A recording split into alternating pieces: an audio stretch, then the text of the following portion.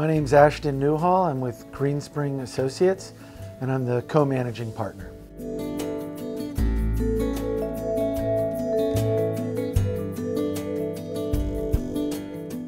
I think for my grandfather, the question is, what are the lessons that I've learned from my family members that have been in the business?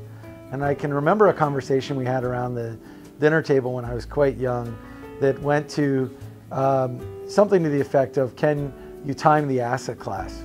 And is it one in which you can really tell, either through capital flows or through a variety of reasons, that now is the perfect time to invest in venture, now is the perfect time to abandon investing in this segment of the market? And I guess the conclusion that I've come to through the years is the answer to that is no. That there's so many factors that equate to good or bad periods of time to invest in this asset class. And my grandfather having been involved since the 50s, my father having been involved since the late 60s, you know, they all might have thought at various points in time that there were better or worse times. And I think, you know, at the end of the day, it really comes down to asset selection and the companies that you partner with, or the managers who in turn invest in the companies that you partner with. And there have been incredibly valuable companies and created in good and bad times.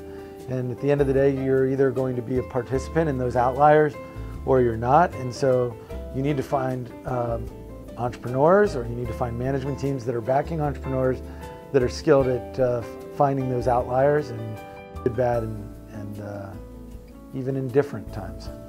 The question, I guess, is, did I ever, was I groomed to be a venture capitalist, or was it serendipity? I suppose on many levels, I never thought I would be doing this business. If you had asked my father if he was sitting here, or even my grandfather, I think they would say when I was, I don't know, 8, 9, or 10, there's no chance he's going to be in this business. But it is a calling of sorts. And I found myself sitting across the street, ironically being more and more involved in things venture, even though when I went to go join T. Rowe Price, I actually thought I was getting in a entirely different, it was finance, but not designed explicitly to not be within venture. But as luck would have it, you know, as we explored things like putting together the fund of funds that I described, I ended up getting more and more involved in this asset class. And over time, I came to learn that it was a passion of mine, despite actually my explicit goal to go pursue something different than what the family business was, as it were. Not necessarily in that my father worked for my grandfather. They were very distinct organizations, but the role that they played within the industry was quite similar.